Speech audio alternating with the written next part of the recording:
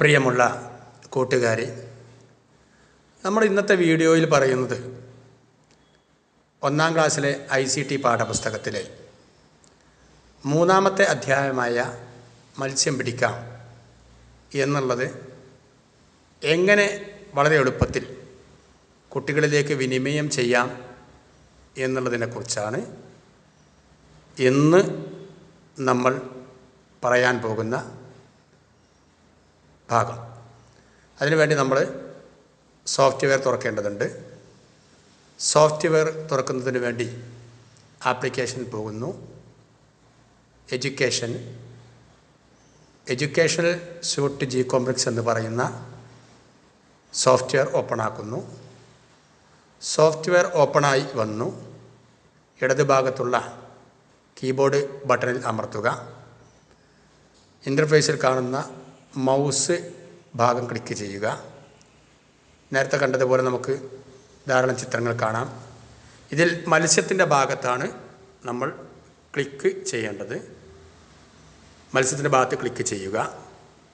Click ചെയ്താൽ ഇങ്ങനെ മനോഹരമായ ഒരു അക്വേറിയമാണ് തുറന്നു വരുന്നത്.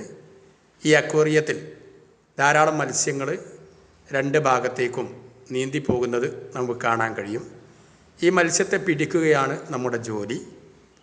മത്സ്യത്തിൽ കൊണ്ടുപോയി ഒരു പ്രാവശ്യം ക്ലിക്ക് ചെയ്താൽ മത്സ്യത്തെ പിടിക്കാൻ കഴിയും.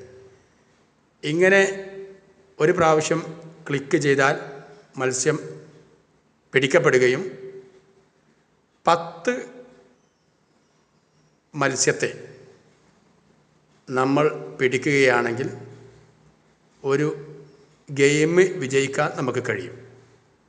വളരെ സ്ലോയിലായിരിക്കും മത്സ്യം നീന്തിക്കൊണ്ടിരിക്കുന്നത്. അതുകൊണ്ട് തന്നെ കുട്ടികൾക്ക് മത്സ്യത്തെ പിടിക്കാൻ വളരെ എളുപ്പവുമായിരിക്കും.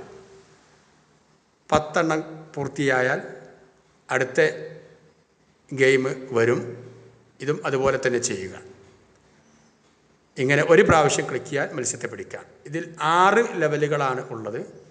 1, 2, 3, 4 ലെവലുകൾ ഇങ്ങനെയുള്ളതാണ്. എങ്കിൽ 5ാമത്തെ ലെവൽ നമുക്ക് പരീക്ഷിക്കാം. ഇതിൽ മത്സ്യത്തിൻ്റെ സ്പീഡ് കൂടും. അതേസമയം ഒരു പ്രാവശ്യം ക്ലിക്ക് ചെയ്താൽ മത്സ്യം പിടിക്കാൻ കഴിയുകയില്ല.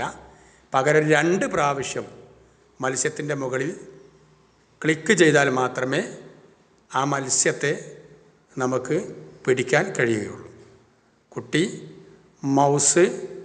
മത്സ്യം ചലിക്കുന്നതിനനുസരിച്ച് മൗസ് ചലിപ്പിക്കുവാനും 2 പ്രാവശ്യം ക്ലിക്ക് ചെയ്യുവാനും പഠിക്കും. ഇത് അതുപോലെ തന്നെ 5ാമത്തെയും 6ാമത്തെ ലെവലിലെ പ്രത്യേകത സ്പീഡ് കൂടും എന്ന് ഞാൻ നേരത്തെ സൂചിപ്പിച്ചു.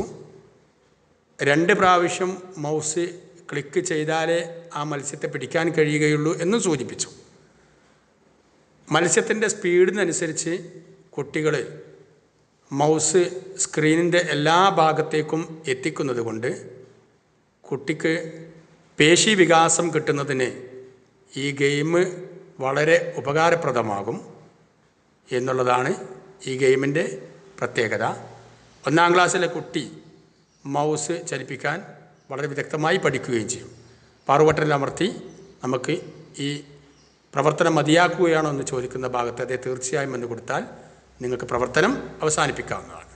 എൻ്റെ ഈ അറിവ് നിങ്ങൾക്ക് ഉപകാരപ്പെട്ടു എന്ന് തോന്നിയാൽ നിങ്ങൾ സബ്സ്ക്രൈബ് ചെയ്യുക. ആ ബെൽ ബട്ടണും ഒന്ന് അമർത്തിയേക്കുക.